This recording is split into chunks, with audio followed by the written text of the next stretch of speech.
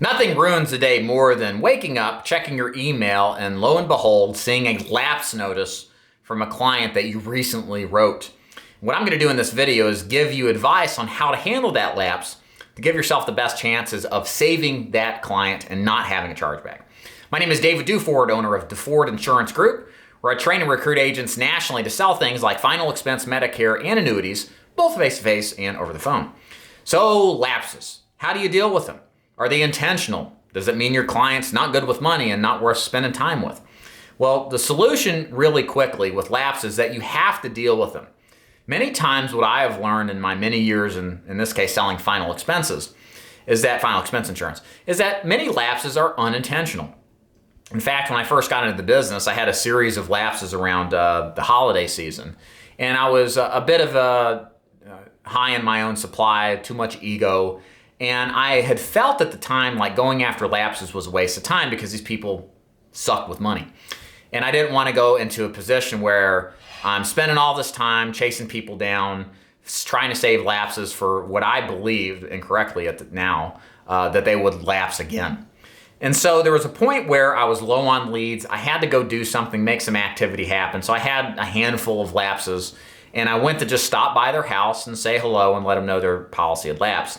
And what I discovered is approximately half of my lapses were just completely unaware that the policy had lapsed.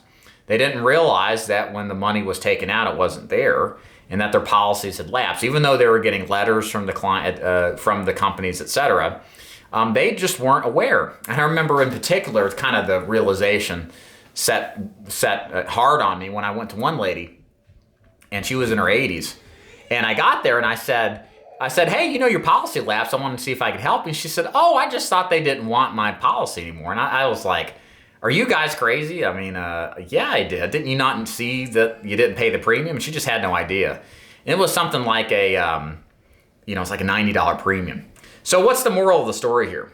So the big thing you need to do is whenever you run into a situation where, you got a lapse and something happens, is call. Don't assume that they're just bad clients. Call and simply say this. Hey, Mrs. Jones, I just got a letter that says that you didn't pay your premium. I know you wanted this policy. What's going on? Is there something I can help you with? And say it in a tone where you're concerned, that you want to help your client out and make sure that they have good coverage in place. Because many times, half the time, it's just a mistake. The other half of the time, it could be that they spent too much and that you could sell them a new one at a lesser premium, or maybe they were replaced under auspices that weren't exactly clear. Maybe some other agent came in and said something about your policy that wasn't true. So the point is call every single lapse. Don't let it wait. Physically try to call them, and then if you can't get them on the phone, it is worth a visit when you're in the neighborhood, and just stop by and see what it is that they can help you with. And then you'll find you'll save a lot of those. So I'm going to cut this video short. Got the lawnmower man about to lawnmower right next to my camera, and my baby girl crying for some reason, I don't know. So I better go save the day. Hope you enjoyed this video. Make sure to subscribe and comment below if you enjoyed this content, and check my website out above and below if you want to learn more about joining my agency. David Duford logging off. See ya.